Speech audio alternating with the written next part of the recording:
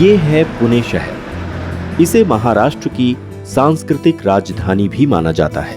एक कॉरपोरेट शहर होने की वजह से यहाँ नौकरियों और व्यवसायों के बेशुमार अवसर मिलते हैं। देश भर से लोग यहाँ उसी के लिए आते हैं और यहीं के होकर रह जाते हैं। ये कहानी है ऐसे ही एक कपल की, रिचा और उसके पति हिमांशु मेहरा की। मेरे पति हिमांशु और मैं अपनी लाइफ में बहुत खुश थे। हिमांशु एक सॉफ्टवेयर कंपनी में इंजीनियर थे और मैं घर से ही केक्स और चॉकलेट्स का बिजनेस चलाती थी। जब रिचा ने मुझे अपनी प्रेगनेंसी के बारे में बताया, मैं जैसे खुशी से पागल सा हो गया। मुझे यकीन ही नहीं हो रहा था कि हमारा सपना फाइनली पूरा होने जा रहा था।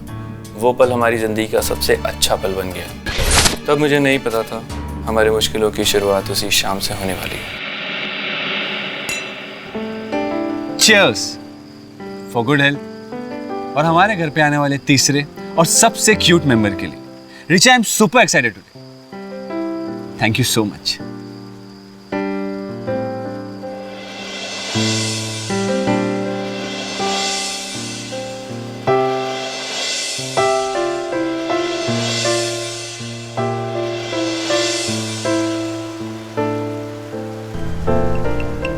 Excuse me, baby.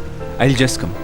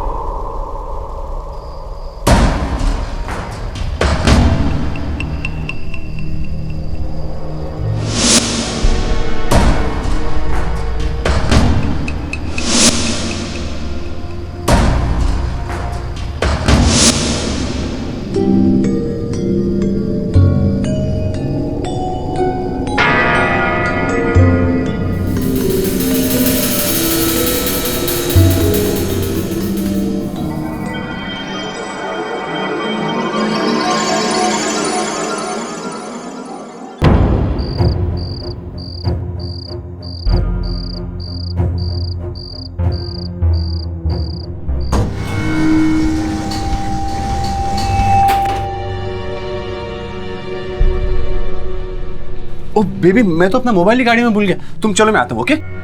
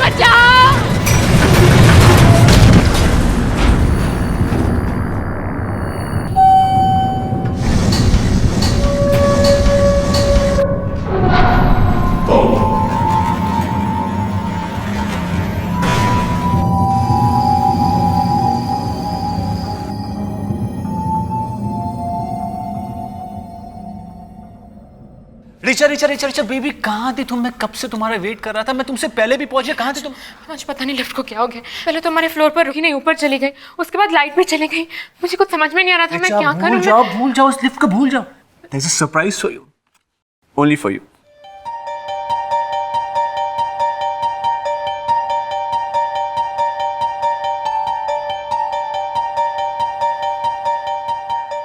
सिर्फ तुम्हारे लिए।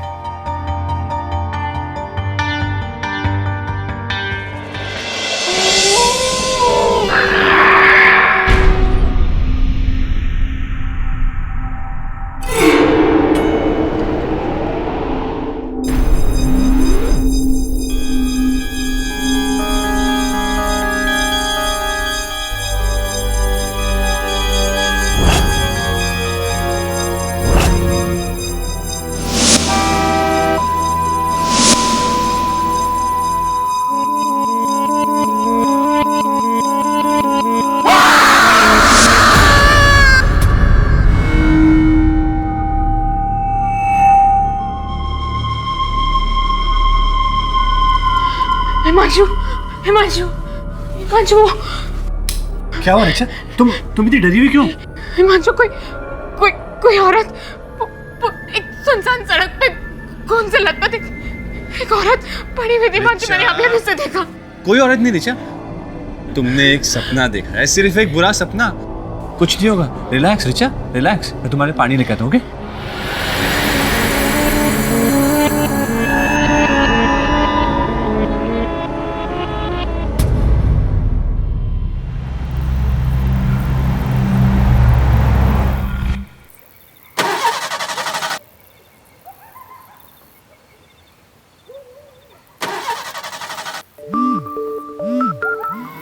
हेलो। अरे ऋचा, तुम अब तक शॉपिंग से आई नहीं, कहाँ हो तुम? हाँ हिमांशु, मैं रास्ते में ही हूँ। पता नहीं अचानक गाड़ी को क्या हो गया, स्टार्ट ही नहीं हो रही। हाँ मैं कोशिश कर रही हूँ, मैं वापस फ़ोन करती हूँ। बाय।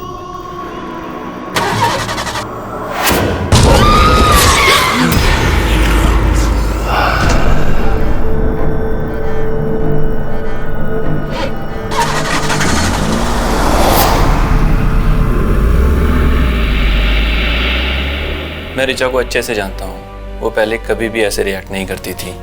मैं जानता था उसकी इस घबराहट की वजह उसकी प्रेगनेंसी हो सकती है, पर उसकी ये घबराहट धीरे धीरे उसके दिलो दिमाग पे हावी होने लगी।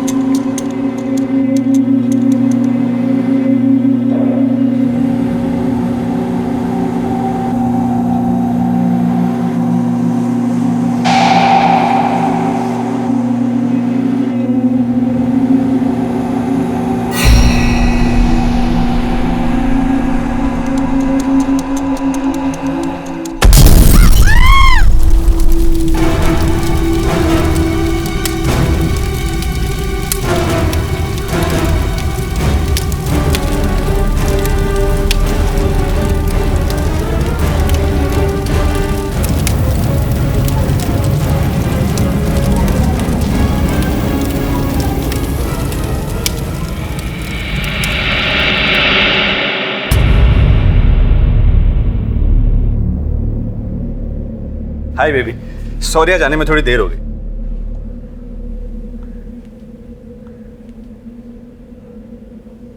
क्या हुआ? सब ठीक तो है? आज ओवन फट गया।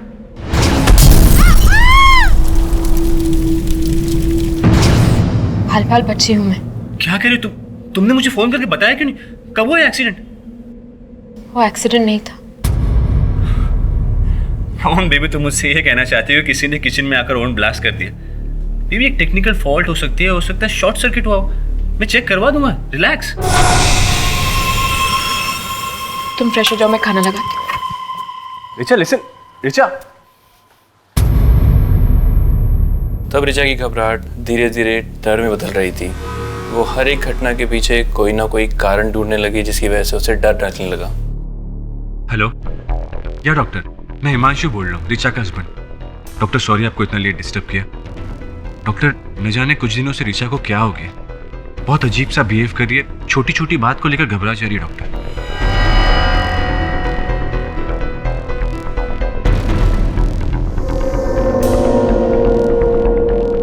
जब मुझे डॉक्टर ने बताया कि मेरे डर की वजह हार्मोनल प्रॉब्लम भी हो सकती है, तो मुझे लगा कि मुझे शायद सच में कोई मेडिकल प्रॉब्लम है, और हिमांशु भी सच कह रहे थे।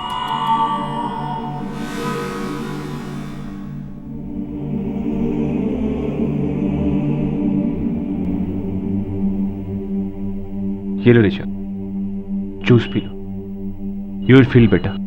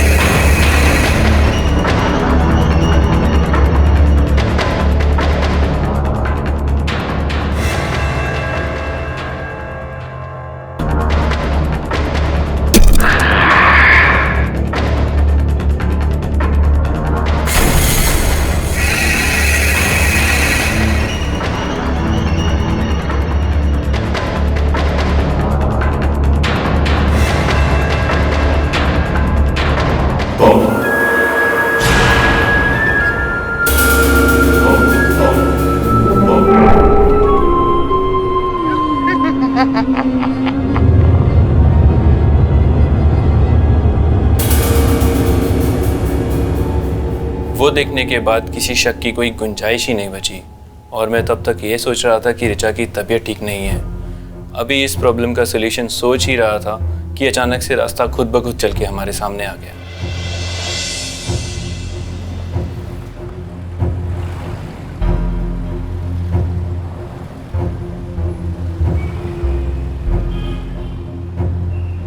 हेलो, या इंडियन पैरानॉर्मल सोसाइटी?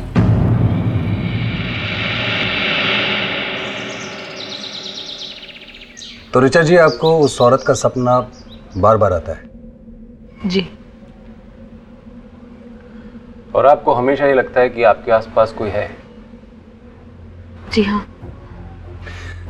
आपकी जिंदगी में इससे पहले कोई ऐसी घटना घटी?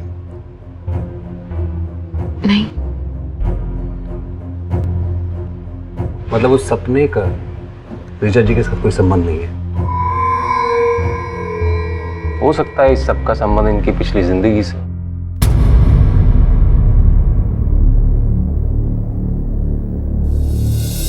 हिप्नोसिस? नहीं हिमांशु, मुझे डर लग रहा है, पता नहीं क्या होगा, मैं कंफर्टेबल नहीं हूँ, प्लीज। लेकिन रिचा, कुछ ना कुछ तो करना ही होगा ना। हाँ, लेकिन हिप्नोसिस से क्यों? देखो रिचा, उन्हें शक है कि जो भी कुछ हो रहा है शायद तुम्हारी पिछली जिंदगी से जुड़ा हुआ हो सकता है। हिप्नोसिस के जरिए वो तुम्हें तुम्हारी पिछली जिंदगी में ले जाएंगे और ये पता लगाने की कोशिश करेंगे रिचा कि तुम कौन थी, तुम्हारे साथ ऐसी कौन सी घटनाएं, ऐसे कौन से हादसे हुए थे जिसके वजह से जन्म में भी तुम्हारे साथ प्रॉब्लम्स हो रही। रिचा देखो, डरने की कोई जरूरत नहीं है। और सच कहूँ ऋचा तो मैं तुम्हें किसी भी तांत्रिक या फिर साइकेट्रिस्ट के पास नहीं ले जाना चाहता जो तुम पे झाड़ू वाड़ू को या फिर तुम्हें दवाइयाँ देके पागल डिक्लेयर करे। ऋचा कुछ ही महीनों में हमारी जिंदगी में बहुत सारी खुशियाँ आने वाली, जिसका सपना हम दोनों ने साथ में मिलकर देखा। ऋचा मैं तुम्हें और तकलीफ में नहीं देख सकता। Richa please please Richa do it. ठीक है, मैं कन्विंस हो गई हूँ, क्योंकि सबसे बड़े हिप्नोटिस्ट तो तुम ही हो।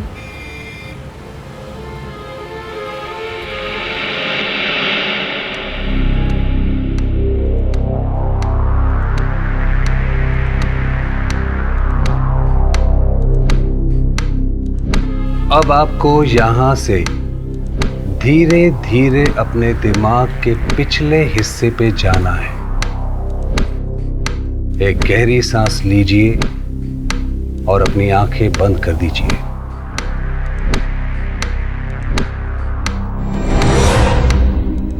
और सिर्फ इस आवाज पर ध्यान दीजिए।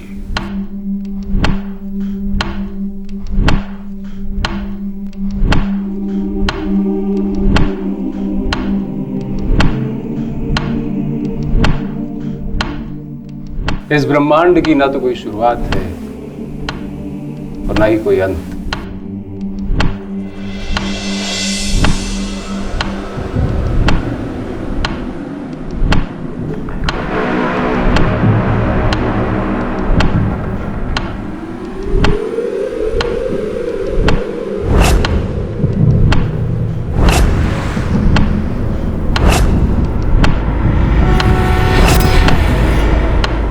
मेरा नाम अर्चना है। मैं किसी सुनसान सड़क पर हूँ, गाड़ी चला रही हूँ, आसपास कुछ साफ साफ दिखाई नहीं दे रहा।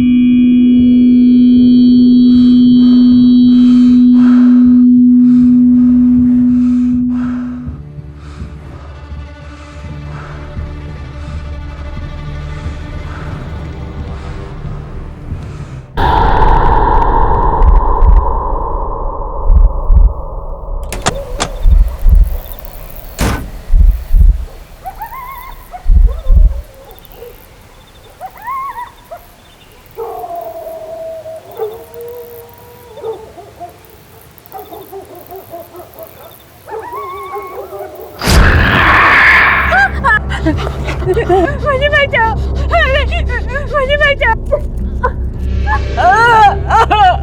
नहीं प्लीज प्लीज मुझे हॉस्पिटल ले जाइए। मेरे बच्चे को बचा लीजिए प्लीज, मेरे बच्चे को बचा लीजिए प्लीज। रुकिए रुकिए रुकिए प्लीज, रुकिए नहीं।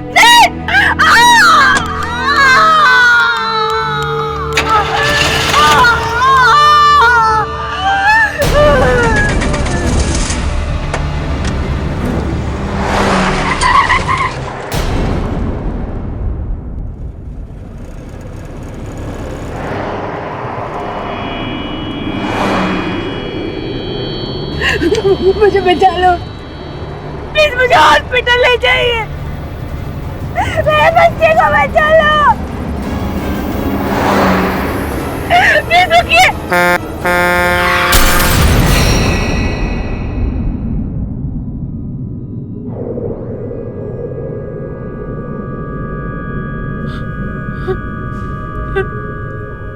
मैंने उसे मार दी,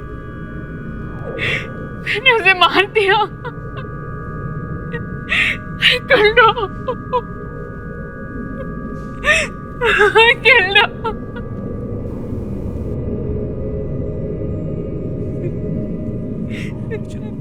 कर लो। हमें अनीता जी को बुलाना होगा, वही ऋचा जी को इस सब से बाहर निकाल सकती हैं।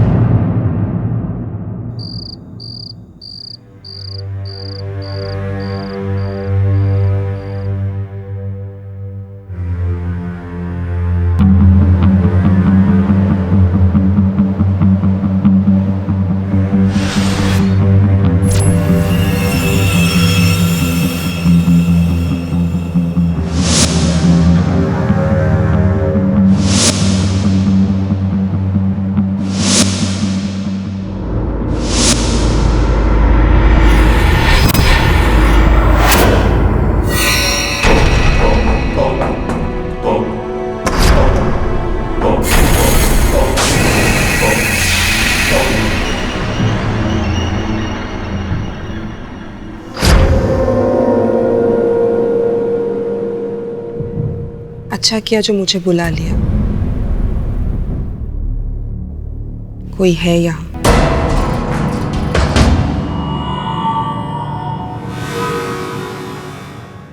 ये काम मुझे तुम्हारे साथ अकेले में करना होगा,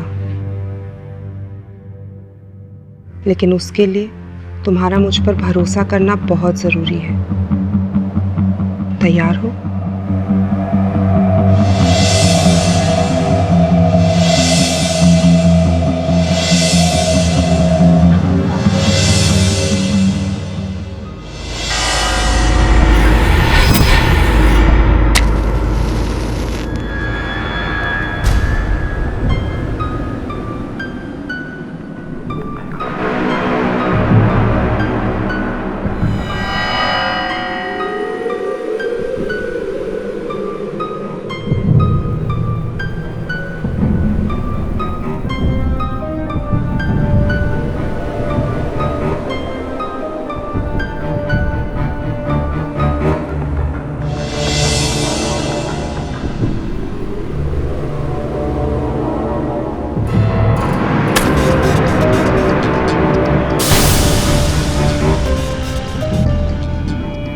अब हमें उसे बुलाना होगा। वो आत्मा कुछ भी करे, तुम डरना मत। मुझ पर भरोसा रखना, मैं तुम्हें कुछ नहीं होने दूंगी।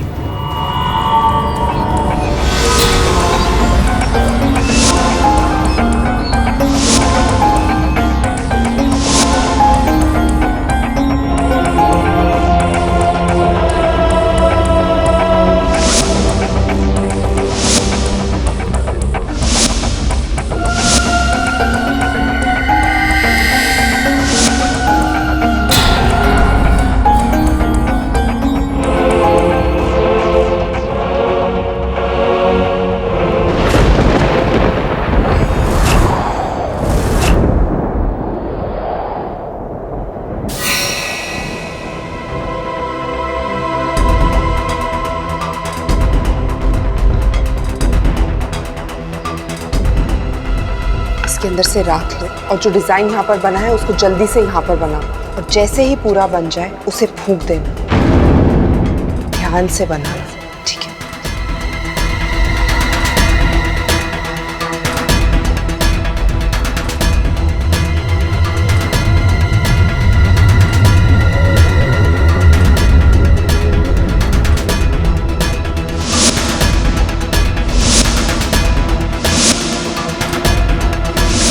अब फूको।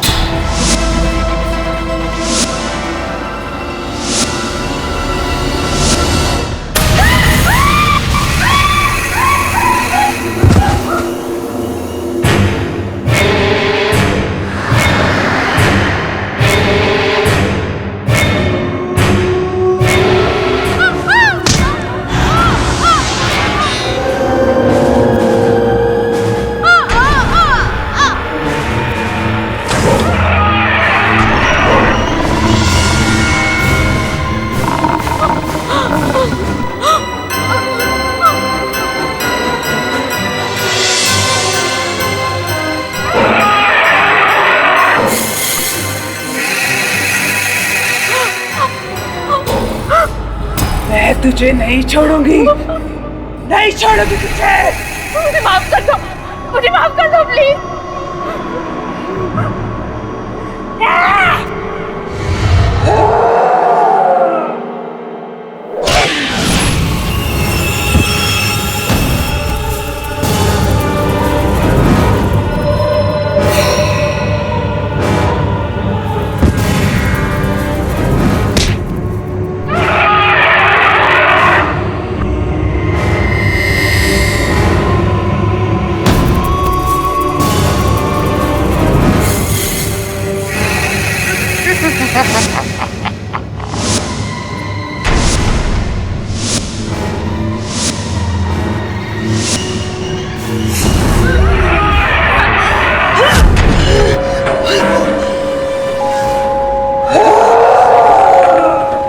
रिचा को मारकर तुझे क्या मिलेगा? मेरा बदला। माना उससे गलती हो गई, माफ कर दे उसे। मैं भी तो इसी बात का इंतजार कर रही थी कि वो फिर से जन्म ले, और जब वो माँ बनने वाली हो तो मैं उसे खत्म कर दूं, जैसे उसने मुझे और मेरे बच्चे को मारा है। मैं जिंदा नहीं छोड़ूंगी इसे।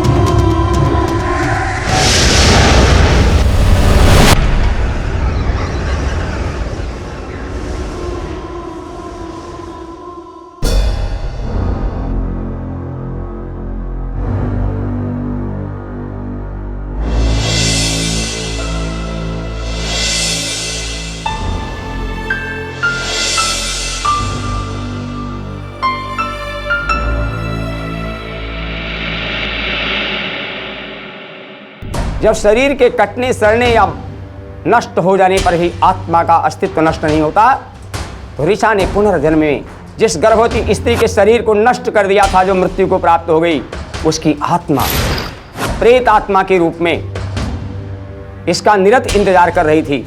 और जैसे ही ऋचा का पुनर्जन्म हुआ और वह गर्भवती हुई, तो वह अपना बदला लेने के लिए ऋचा के ऊपर अटैक करने लगी। लाइफ बिटवीन लाइव्स ये एक ऐसा प्रोसेस है जिसके द्वारा हम अटैच एंटिटीज अर्थात कुछ आत्माएं जो पूर्व जन्म से हमारे साथ जुड़ी हुई हैं, उनके बारे में हम पता कर सकते हैं, और उनकी मुक्ति के लिए हम कई प्रकार की पद्धति का इस्तेमाल कर सकते हैं। कहा जाता है कि हमारे अनकॉन्शियस माइंड में हमारी सारी इंफॉर्मेशन स्टोर रहती है। वो सारी इंफॉर्मेशन जो कि हम भूल चुके रहते हैं या हमारे साथ बीती रहती है या हम जिसे पहचान नहीं पाते हैं। पास्ट लाइफ रिग्रेशन एक ऐसा प्रोसेस है जिसमें हिप्नोसिस के जरिए हम किसी को उसके अनकॉन्शियस माइंड से कनेक्ट करते हैं और जिंदगी के अनसुलझे रहस्यों को सुलझाने की कोशिश करते हैं। अब सब कुछ ठीक है, मुझे ना कुछ दिखाई देता है और ना ही कोई बुरे सपने आते हैं। मेरा एक प्यारा सा बेबी भी है, लेकिन ये भी सच है कि उन दिनों जो हुआ मैं उसे कभी नहीं भुला सकती। एक अद्भुत घटना, एक ऐसा सच जिसका आपके इस जीवन से कोई लेना देना नहीं है, एक ऐसा वाकया जिसका कोई तर्क नहीं, फिर भी उसका हिसाब चुकाना पड़ जाता है। ऐसा ही कुछ हुआ ऋचा और हिमांशु के साथ। ऋचा के दुखों का निवारण तो हो गया, लेकिन उन्हीं की तरह ऐसे ना जाने कितने लोग हैं जिन्हें अनजाने में ना जाने किस जन्म के उधार वर्तमान जन्म में चुकाने पड़ रहे हैं।